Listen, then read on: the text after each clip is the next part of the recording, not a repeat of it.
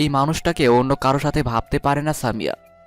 সময়ের আড়ালে কখন কিভাবে যে এই লোকের মাঝে আটকে গেছে সামিয়া তা সে নিজেও জানে না, এমনকি জানতেও চায় না। লোকটার মুখে গার্লফ্রেন্ডের কথা শুনে মনে হচ্ছে দিন দুনিয়ার সবকিছু থমকে গেছে, কোনো কিছু ভালো লাগছে না। কেন লোকটা তার ভালোবাসা বুঝতে চায় না? কেন তার ভালোবাসাকে আবেগ মনে করে? আহা, কান্না করা বন্ধ কর তুই। হয়তো ভাইয়া তোর সাথে মজা করেছে। তুই এমনি কান্নাকাটি করলে আমরা মজা করব কিভাবে? তুই টেনশন ফ্রি থাক, তোকে আমি আমার ভাবেই বানাবো। আরে আমাদের সিচকাদুনি, তোকে যদি ইয়াসির ভাইয়ের বাচ্চার মা না বানাইছি, আমার নামও বেলিনা। খানিকটা ভাব নিয়ে বলল বেলি। তা দেখে হেসে দিল সামিয়া। আর যাই হোক, এই মানুষগুলোর দিনটা নষ্ট করতে চায় না সামিয়া। নিজের জন্য তাদের খুশি নষ্ট করার কোনো মানেই হয় না। তাই তো নিজের চোখের জল মুছে নিল সামিয়া। 4 বান্ধবী মিলে পুরো কলেজ ঘুরল, ছবি তুলল। বেশ খানিকক্ষণ ঘোরাঘুরি করে দুপুরে লাঞ্চ করে বাসায় ফিরল বিকেলের দিকে। সময় চলতে থাকে, কারোর জন্য অপেক্ষা করে না। এই তো আজ 2 দিন হলো বেলের এক্সাম শেষ। ঘরে বসে থাকতেও ভালো লাগছে না। তার উপর আবার সুভাষ বলে দিয়েছে ভার্সিটি অ্যাডমিশন কোচিংয়ে ভর্তি করে দিবে। এত কষ্ট কি সহ্য হয়? কোথায় একটু ঘুরবে, চিল করবে, তা না করে এই লোক এখনই অ্যাডমিশন কোচিংয়ে ভর্তির জন্য উঠে পড়ে লেগেছে। দুপুর থেকে বেলির ফোনে কল করে যাচ্ছে সুভাষ, কিন্তু কই এই মেয়ে? ফোন ধরার কোনো খবরই নাই। অনেকবার ফোন দেওয়ার পর অবশেষে কল রিসিভ করলো বেলি। কি করছো? দুপুরে খেয়েছো? না, এখনো খাইনি। আপনি খেয়েছেন? না, খাবো। আজ বাসায় তাড়াতাড়ি আসবা, কাজ তাড়াতাড়ি শেষ হবে। রেডি হয়ে থেকো, ঘুরতে যাব। আচ্ছা ঠিক আছে। খানিকক্ষণ চুপ থেকে সুভাষ মিহি সুরে বলল, বেলি। ইস, এই কণ্ঠ বেলির মনে ঝংকার তোলার জন্য যথেষ্ট। বেলি কিছু না বলে কলটা কেটে দিল। কল কেটে দেওয়ার পর শুনতে পেল সামিয়ার কণ্ঠ। এই তোর জন্য দেখ তো, পার্সেল এসেছে, সাথে আবার ফ্লাওয়ার বুকে। কে দিল? ফ্লাওয়ার বুকে, সাথে ছোট্ট একটা চিরকুট লাগানো। চিরকুটটা খুলে দেখল লেখা, ফ্রম ইয়োর হাজব্যান্ড। পরক্ষণেই মুখে লাল আভা ফুটে উঠল বেলির। আহা, আজকাল দেখি সুভাষ ভাই ফুলও পাঠাচ্ছে।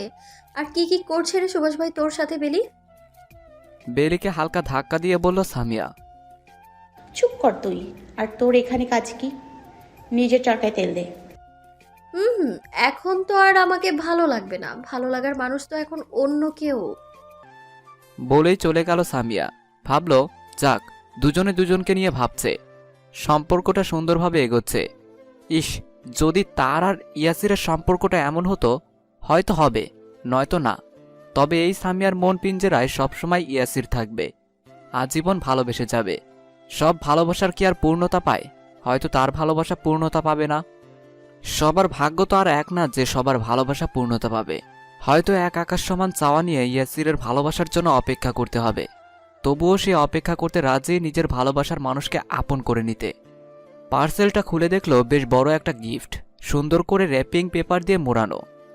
সময় না নিয়ে বেলি তাড়াতাড়ি খুলে দেখল সাদা শাড়ি আছে, সাথে ম্যাচিং করে সাদা ব্লাউজ, একজোড়া কানের দুল, বেলি ফুলের মালা, চুড়ি আর একজোড়া নূপুর, সাথে রয়েছে একটা চিরকুট। উপহারটি শুধুমাত্র বক্ষ পিঞ্জিরায় লুকায়িত এক কিশোরী নারীর জন্য। চিরকুট পরে থমকালো বেলি। হোক এক লাইনের কথা, কিন্তু কথার মর্ম অনেক বড়। তাহলে কি লোকটা তাকে আগে থেকেই তাকে ভালোবাসে? ভালোবাসলে এতদিন এমন ব্যবহার করতো কেন? বিয়ের আগে তো সারাদিন পিছে লেগেই থাকতো। বলতে হবে যে বিয়ের পর ব্যবহারে অনেক পরিবর্তন এসেছে। তবুও ঝাড়াঝাড়ি যায়নি। এই তো সেদিন শার্ট ইস্ত্রি করতে যেয়ে পুড়িয়ে ফেলেছিল। কতগুলো কথা শুনল, সে নাকি অকামের ঢেকি, কোনো কাজ তার দ্বারা হবে না, আর কত কি। এই লোকের মন বোঝা যায় না, কখন কি বলে কখন কি মনে চলে কিছুই বোঝা যায় না। বেশ অনেকক্ষণ যাবৎ গাড়িতে বসে আছে সুভাষ। কয়েকবার বেলিকে ফোন দেয়া শেষ। কোথায় এই মেয়ে কে জানে। প্রতিবার ফোন দিলে বলে 2 মিনিট। অপেক্ষার প্রহর যেন শেষ হয় না। গাড়িতে বসে থাকতে না পেরে যেই না আবার কল দেওয়ার জন্য ফোন হাতে নেয়, তখন আগমন ঘটে কিশোরী কন্যার। সরি, অনেক লেট করে ফেললাম। হাঁপাতে হাঁপাতে বলল বেলি। সুভাষ এক পলক বেলির দিকে তাকালো। কল্পনায় যতটা সুন্দর ভেবেছিল বাস্তবে তার চেয়েও বেশি সুন্দর লাগছে। শাড়িটা কি সুন্দর মানিয়েছে, মনে হচ্ছে শাড়িটা তার জন্যই তৈরি হয়েছে। চুলগুলো খোপা করে বেলি ফুলের মালা লাগানো, হাতে চুড়ি, খুব বেশি সুন্দর লাগছে।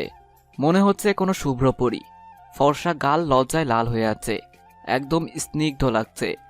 কপালে নাকের ডগায় বিন্দু বিন্দু ঘাম জমছে দেখেই মনে হচ্ছে যে বেশ তাড়াহুড়ো করে এসেছে। কি হলো, কোথায় হারিয়ে গেলেন? নিজের পরখ করে খানিকটা অস্বস্তি নিয়ে বলল বেলি। ভেতরে এসে বসো। ছোট্ট করে বলল সুভাষ। গাড়ি স্টার্ট দিয়ে নিজের মতো করে চালাতে লাগলো। পথে বেশ কয়েকবার বেলি জিজ্ঞেস করেছিল যে কোথায় যাচ্ছে। সুভাষ শুধু বলেছে গেলেই দেখতে পাবে। বেলি আর কথা বাড়ায়নি, পথটা উপভোগ করতে লাগলো। কি সুন্দর, রাস্তার দুপাশে দাঁড়িয়ে আছে নারকেল গাছ। আকাশটাও বেশ উজ্জ্বল, মেঘগুলো খেলা করছে। হাওয়া এসে বেলির চোখের সামনে পড়ে থাকা চুলগুলো উড়িয়ে দিচ্ছে। বেশ ভালো লাগছে। বহুদিন পর এভাবে ঘুরতে বের হলো, মনটাও ভালো লাগছে। অবশেষে অপেক্ষার প্রহর শেষ হলো। মেইন রোডে গাড়ি পার্ক করলো সুভাষ।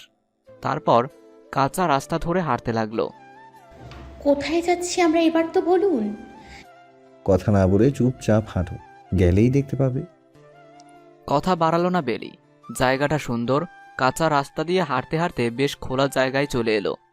জায়গাটার একপাশে হচ্ছে কুঁড়ে ঘর, মনে হচ্ছে কেউ থাকে। ঘরের পাশেই একটা ছোট্ট দোকান।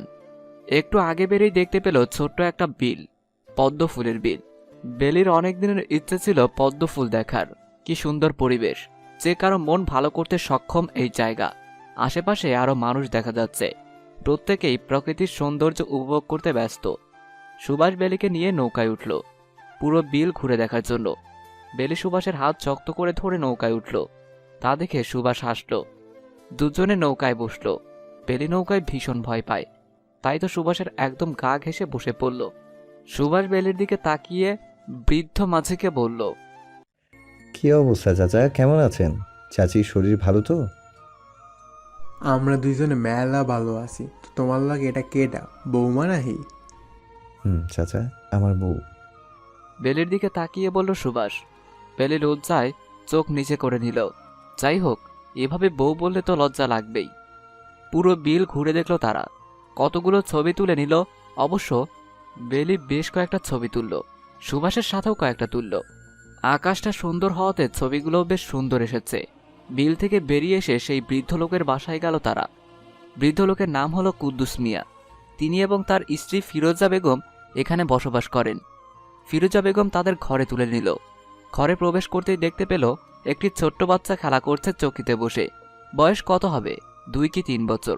কি সুন্দর বাচ্চা, কি সুন্দর তার হাসি। সুভাষ বাচ্চাটাকে কোলে নিল, পরপর কয়েকটা চুমু খেলো। বাচ্চাটাও সুভাষকে দেখে খিলখিল করে হাসতে লাগলো, সাথে সুভাষও হাসতে লাগলো।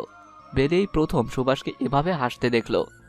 লোকটার হাসি এত সুন্দর, কই আগে তো কখনো এভাবে লোকটার হাসি দেখেনি বেলি। আগে তো কখনই সুভাষের হাসি এত ভালো লাগেনি। তবে বলতে হবে লোকটার হাসিতে কিছু একটা আছে। বেলি আরও একটি জিনিস লক্ষ্য করল, তা হলো সুভাষ বাচ্চাটাকে খুব আদর করছে। হৃদিতা আপুর মেয়ে চাঁদকে ভীষণ ভালোবাসে।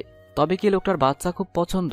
তাদের বাচ্চা হলেও কি পরক্ষণে নিজের চিন্তার জন্য নিজেকে কতগুলো বকা দিল বেলি। কি সব ভাবছে সে? এসব ভাবনার মাঝে ফিরোজা বেগমকে উদ্দেশ্য করে বলল সুভাষ, চাচি কেমন আছেন? আজ কিন্তু আপনার হাতের গরম গরম চাপটি আর ভর্তা খেতে এসেছি, মিলবে তো? মিলবো। ঘরে যাইয়া বহগা। আমরা বসবো না, একটু বাইরে আসেন চাচা আমার সাথে। কুদ্দুস মিয়াকে বলল সুভাষ। দুজনেই বেরিয়ে গেল। ফিরোজ বেগম ঘরের পাশে ছোট দোকানে চলে গেল।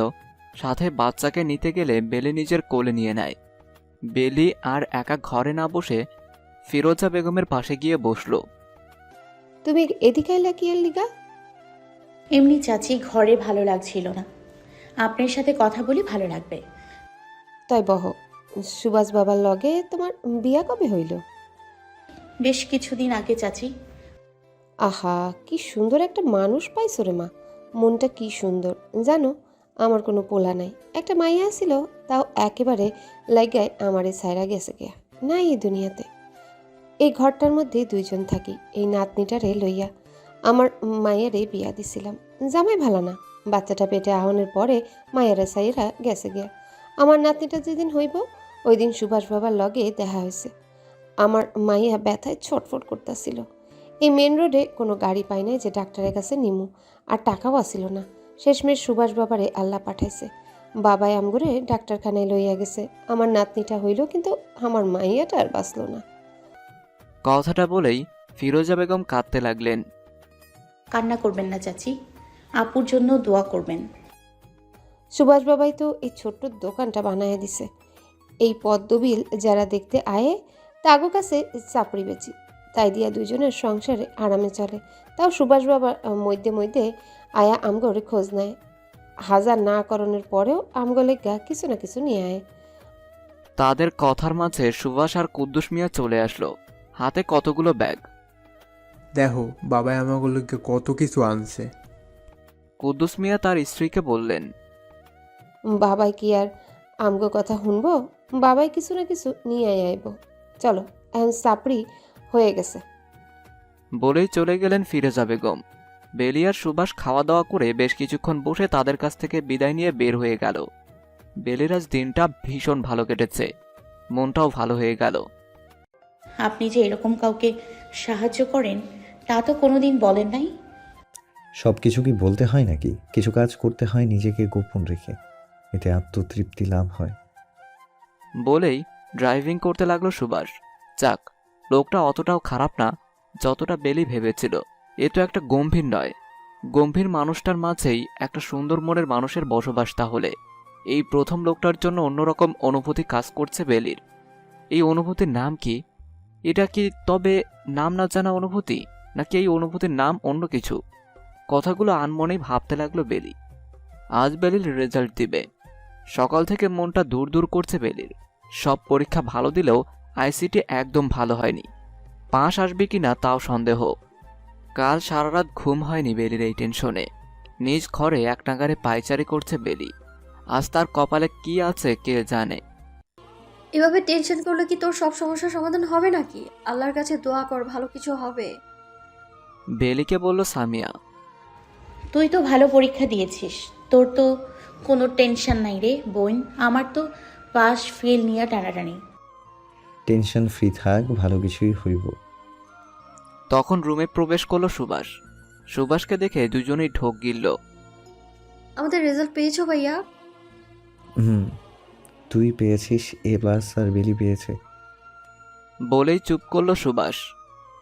বেলি কি পেয়েছে ভাইয়া? বেলির চোখ দিয়ে জল গড়িয়ে পড়ল। সে মনে হয় ফেল করেছে। বেলি পাস করেছে, 4.50 পেয়েছে। বেলির দিকে তাকিয়ে বলল সুভাষ। বেলিকে আর কে পায়? খুশিতে নাচতে শুরু করলো। অতিরিক্ত খুশিতে সুভাষকে জড়িয়ে ধরল বেলি। কয়েক সেকেন্ডের পর মস্তিষ্ক নড়ে উঠল। থাক, আমি যাই। আমি আবার কারো রোমান্সে বাধা হতে চাই না। বলেই মেকি হেসে চলে গেল সামিয়া। সুভাষকে ছেড়ে চলে আসতে নিলেই সুভাষ বেলির দুহাতে কোমর জড়িয়ে ধরল। কানের কাছে ফিসফিস করে বলল। অভিনন্দন বউজান, অনেক অনেক অভিনন্দন তোমাকে, আমার একমাত্র বউ। বেলি ঠোক গিলে সুভাষের দিকে তাকালো। সুভাষ বেলির কপালে চুমু খেল। বেলির রন্ধ্রে রন্ধ্রে শিহরণ খেলে গেল। দু চোখ বন্ধ করে নিল। সুভাষ বেলিকে ছেড়ে দিয়ে চলে গেল। বেলি যেন হাঁপ ছেড়ে বাঁচল। এই লোকের স্পর্শে এলে কি যেন হয়ে যায় বেলির, নিতে পারে না। কেমন যেন সবকিছু তালগোল পাকিয়ে যায়। নতুন নতুন অনুভূতিরা নাড়া দেয়। কি আছে এই লোকের স্পর্শে কে জানে। রাতের খাবার খেতে বসেছে সকলে। মনিরা বেগম আর রাজিয়া বেগম খাবারগুলো এগিয়ে দিচ্ছেন। রীতা বেগম বেলিকে মাছ বেছে দিচ্ছেন। বিলকিস বেগম রুটি খাচ্ছেন। আমজাদ হোসেন কথা বলছে তার ছোট্ট বোন মিতা বেগমের সাথে। বেশ হাসি খুশি ভাবে কথা বলছেন। কথা শেষে আমজাদ হোসেন বলেন, এখন তো বেলি আর সামিরার পরীক্ষার রেজাল্টও দিয়ে দিয়েছে, আর মিতাও বলেছিল যে তাদের বাসা থেকে ঘুরে আসতে আমাদের সবাইকে। সব ঠিক, কিন্তু ভাইজান মিহিরের তো পরীক্ষা। বললেন রাজিয়া বেগম। আরে আম্মু, পরীক্ষা তরীক্ষা বাদ, আগে ঘোরাঘুরি। খাবার খেতে খেতে বলল মিহির। এই মিহিরের পরীক্ষা হইলে ওর যাওয়া লাগবে না, আমরাই যাব। তুই চুপ থাক আপু, আমি যাব। যে দিকে যাক না কেন, বেলি কোথাও যাবে না। ভার্সিটি অ্যাডমিশনের জন্য ভালোভাবে পড়তে হবে, কোনো হেয়ালি করা যাবে না। আর আমিও যেতে পারবো না, অফিসে ইম্পর্ট্যান্ট কাজ আছে। খাবার শেষ করে হাত মুছতে মুছতে বলল সুভাষ। আমি যাব, বড় চাচ্ছু, আমি যাব। মন খারাপ করে বলল বেলি। এক কথা বারবার বলতে ভালো লাগে না আমার। বলেই রুমে চলে গেল সুভাষ। রাত বাজে 12টা। বেলি এখনো সামিয়ার সাথে বসে আড্ডা দিচ্ছে। আজ এখানেই ঘুমাবে, ওই বদলোকের কাছে যাবে না। আর এদিকে সুভাষেরও ঘুম আসছে না। কোথায় গেল এই মেয়ে? এত লেট তো করে না। না পেরে সামিয়া রুমে গিয়ে দেখলো দুজন আড্ডা দিচ্ছে। তুই এত রাতে আমার বউকে তোর কাছে রেখে আড্ডা দিচ্ছিস কেন? সামিয়ার উদ্দেশ্যে বলল সুভাষ। তোমার বউ আমার কাছে এসেছে আড্ডা দিতে, আমি তাকে নিজের কাছে রাখিনি। তোমার বউ নিজে আমার কাছে এসেছে আড্ডা দিতে। সুভাষের দিকে তাকিয়ে বলল সামিয়া। সামিয়া, তোর ভাইকে বলে দে এখান থেকে চলে যেতে। আমি তার সাথে যাব না, আমি এখানে ঘুমাবো। ঘাড় তেরামি না করে ভালোই ভালোই রুমে চলো। বেলের দিকে এগোতে এগোতে বলল সুভাষ। আমি যাব না মানে যাব না। মুখ কুঁচকে বলল বেলি। তুমি না গেলে অন্য উপায় আছে আমার কাছে তোমাকে নিয়ে যাওয়ার জন্য। বলেই বেলিকে এক ঝটকায় কোলে তুলে নিল সুভাষ। বেলি দুহাতে ইচ্ছামতো সুভাষকে কিল ঘুষি দিতে লাগলো। রুমে এসে বেলিকে বেডে শুইয়ে দিয়ে দুম করে দরজা লাগিয়ে দিল। সুভাষ বেলির দিকে এগিয়ে গেল। কি আপনি পেয়েছেন নাকি? সব সময় আপনি বাড়াবাড়ি করেন। এত প্রবলেম কেন আপনার? আমি যেখানে মন চাই সেখানে যাব, আপনার তাতে কি? আমারই তো সব। শোনো বন্যা, তোমার ভালোর জন্য বলছি। ভার্সিটিতে ভর্তি হয়ে যেদিক মন চায় সেদিকে যেও, তখন কিচ্ছু বলবো না কন্যা। বেলির কোমর জড়িয়ে বলল সুভাষ। আপনার কথা মতো হবে নাকি সব? আমার লাইফটা জাস্ট হেল করে দিচ্ছেন। কেন আমার লাইফে সব ডিসিশন আপনি নেবেন? এই আপনার জন্যই সবাই আমাকে ধরে বেঁধে আপনার সাথে বিয়ে দিল। আপনার মতো মানুষ আমি আমার লাইফে দেখি নাই। আমার সুখ শান্তি সব কেড়ে নিয়েছেন, সব সময় আমার উপর হুকুম দেন। আপনি কি আমার লাইফে একটু শান্তিতে চলতে দেবেন না? একটু নিজের মন মতো চলতে দেবেন না? I just need space and peace. I just বেলিকে কিছু বলার সুযোগ না দিয়ে বেলির পাতলা গোলাপি ঠোঁটের ভাঁজে নিজের ঠোঁট গুজে দিল সুভাষ। এক হাতে বেলির কোমর উঁচু করে জড়িয়ে ধরল, অন্য হাতে বেলির গাল হয়ে গলার পিছে চুলের মাঝে দুলিয়ে দিল। বেলিকে চুপ করানোর জন্য হলেও এই প্রথম কোনো নারীর ঠোঁটের স্বাদ যেন পুরুষালী দেহে নতুন নতুন শিহরণ খেলে যাচ্ছে। যেন মরুভূমিতে এক পশলা বৃষ্টি। রন্ধ্রে রন্ধ্রে নতুন অনুভূতি ছেয়ে গেল। নারীর ছোঁয়ায় মন মাতাল হয়ে যাচ্ছে। প্রথমে ঠোঁটের ছোঁয়াগুলো নরম হলেও আস্তে আস্তে তীব্র থেকে তীব্রতর হতে লাগলো। বেলি আর সহ্য করতে না পেরে ছোটাছুটি করতে লাগলো। বেশ কিছুক্ষণ পর সুভাষের হুঁশ ফিরে এলো। ছেড়ে দিল বেলিকে।